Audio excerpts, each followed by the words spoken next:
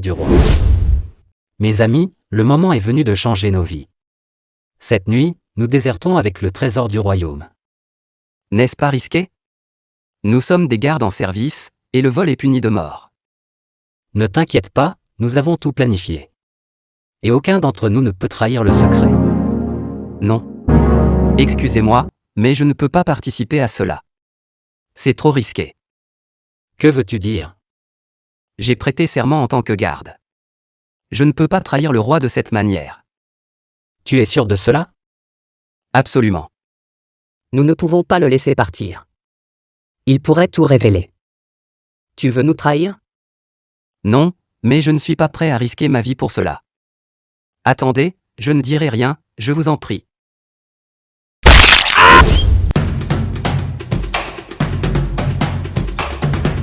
Attention, il veut agresser l'autre. Oh là là, il l'a tué. Je vais apporter le couteau, tu vas l'égorger. C'est trop tard, on ne peut plus le consommer, il est déjà mort.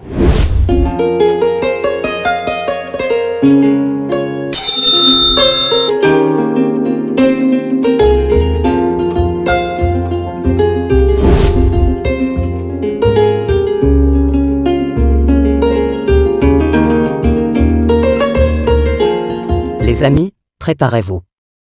L'heure est venue, c'est pour aujourd'hui. Un de nos collègues gardes vous conduira à l'heure convenue. N'ayez aucune crainte, suivez-le jusqu'au palais en toute discrétion. Chers collègues, c'est aujourd'hui ou jamais. Par une coïncidence particulière, nous voilà, nous, les mêmes amis chargés de veiller cette nuit sur le trésor du roi. Mes amis, le moment est venu de changer nos vies. Cette nuit, nous désertons avec le trésor du royaume. N'est-ce pas risqué? Nous sommes des gardes en service, et le vol est puni de mort. Ne t'inquiète pas, nous avons tout planifié. Et aucun d'entre nous ne peut trahir le secret. Non. Excusez-moi, mais je ne peux pas participer à cela. C'est trop risqué. Que veux-tu dire?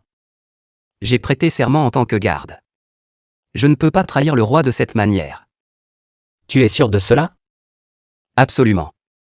Nous ne pouvons pas le laisser partir. Il pourrait tout révéler. Tu veux nous trahir? Non, mais je ne suis pas prêt à risquer ma vie pour cela. Attendez, je ne dirai rien, je vous en prie.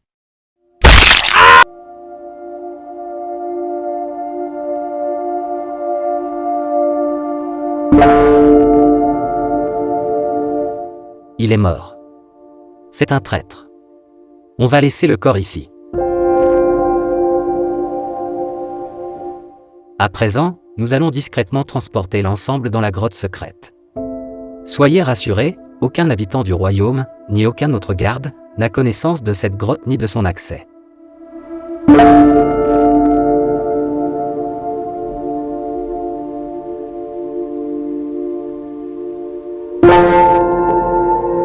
Ça y est. Nous ne sommes plus repérables tant que nous sommes dans cette grotte. Nous demeurerons ici jusqu'à ce que nous trouvions des moyens de quitter complètement le royaume. Une seule personne est capable de nous repérer ici. Qui donc? Nous avons agi sans penser au grand magicien du roi. Il est puissant, et il pourrait nous retrouver. Ah oui, c'est vrai. Que faisons-nous maintenant? Rendons le trésor et demandons pardon au roi. Non, nous ne pouvons pas revenir en arrière comme ça. Attendons la nuit et observons discrètement le magicien. Écoutons ses conversations pour savoir s'il nous a repérés. D'accord. Il va bientôt faire jour. Attendons la nuit suivante pour nous retrouver derrière la case du magicien comme ça, nous prendrons une décision en fonction de ce que nous entendrons. Soyons juste prudents.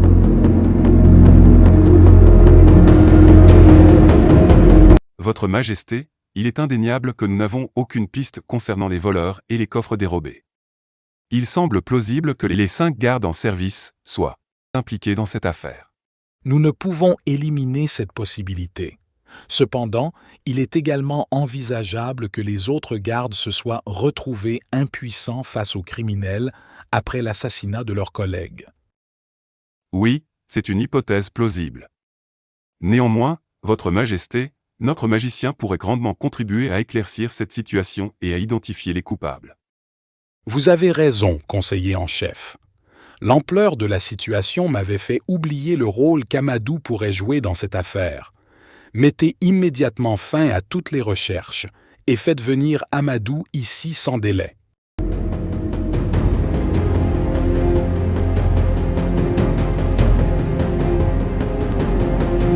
Amadou, nous sommes confrontés à une situation grave.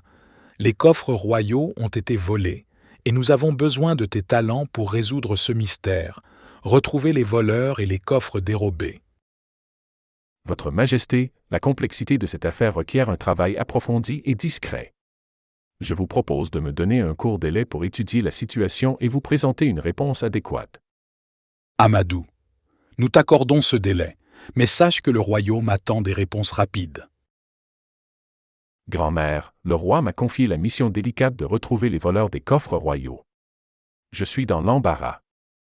Amadou, nous avons vécu des moments merveilleux récemment grâce à Dieu. Même si notre histoire s'arrêtait là, nous n'aurions aucun regret. Voici ma proposition, demande au roi 40 jours pour retrouver les voleurs. Pendant ce temps, le roi te remettra 40 moutons. Chaque jour, nous les sacrifierons pour nourrir les démunis autour de nous. Au 40e jour, tu te déclareras incapable de trouver les voleurs, et nous retournerons sans remords auprès du roi pour assumer les conséquences. Nous aurons ainsi passé 40 jours à aider les pauvres. Grand-mère, ta proposition est sage et généreuse. Je la suivrai sans aucun remords, comme je te l'ai déjà promis. Cependant, le délai de 40 jours sera long pour le roi qui insiste à ce que je fasse vite. Ramenons cela à 15 jours sans regret. Allez, va vite faire cette demande au roi. Nous avons des moutons de toutes les couleurs et de toutes les formes. Oui, et même de tous les genres. Vraiment ? Il y a des femelles aussi ?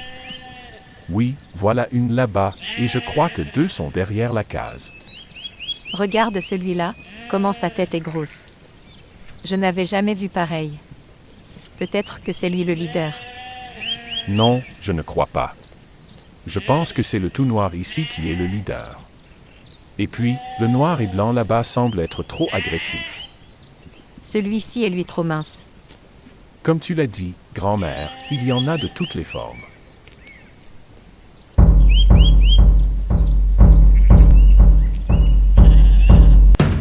Attention, il veut agresser l'autre.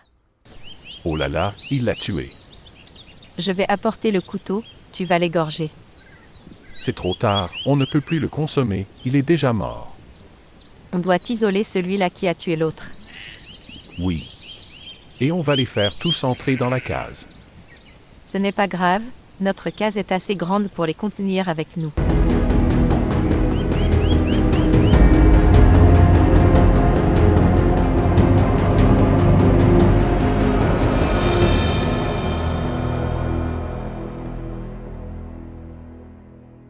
Grand-mère, demain, on va égorger celui-là qui a tué l'autre. Le jour suivant, on abattra celui-là avec la grosse tête, le jour après on égorgera cette femelle, le jour suivant sera le tour du plus mince, ainsi de suite jusqu'au dernier jour on finit par le leader tout noir là-bas. C'est très bien. Ainsi, nous irons voir le roi comme prévu. Grand-mère, demain, on va égorger celui-là qui a tué l'autre. Le jour suivant, on abattra celui-là avec la grosse tête, le jour après on égorgera cette femelle, le jour suivant sera le tour du plus mince, ainsi de suite jusqu'au dernier jour on finit par le leader tout noir là-bas. Les gars, avez-vous entendu ? Il veut nous égorger un à un. Rendons-nous immédiatement. Il a même identifié le coupable parmi nous, celui qui a causé la mort de l'autre. Amadou, on tape à la porte. Reste grand-mère, j'y vais répondre. Qu'est-ce que je peux faire pour vous ? Grand magicien, nous sommes conscients que vous savez qui nous sommes. Nous avons entendu tout ce que vous avez dit, votre intention de nous égorger un à un. Nous sommes venus nous rendre à vous. Le butin est toujours caché quelque part. Nous sommes prêts à le ramener ici chez vous. Notre intention n'était pas de causer du tort au roi et au royaume, mais simplement des jeunes désespérés confrontés à des difficultés. S'il vous plaît, grand magicien, ne nous tuez pas et plaidez notre cause auprès du roi pour nous épargner la mort. Nous sommes prêts à supporter toute peine qui nous sera infligée, mais sauvez nos vies, nous ne referons plus ces erreurs. D'accord, j'ai entendu ce que vous avez dit, mais allez m'apporter d'abord les coffres intacts et j'userai de mon influence auprès du roi pour épargner vos vies. J'ai tout entendu. C'est extraordinaire ce qui vient de se produire. Ils nous espionnaient et se sont pris dans leur propre piège. En effet, ils n'ont pas compris qu'on parlait des moutons. Il ne faut pas qu'ils voient les moutons à leur retour. Oui. Faisons-les entrer dans ta chambre jusqu'à ce qu'ils repartent. Lorsqu'ils rapporteront les coffres, je leur indiquerai de regagner leur cachette pour la nuit, mais je les surveillerai attentivement. Dieu nous a sauvés encore.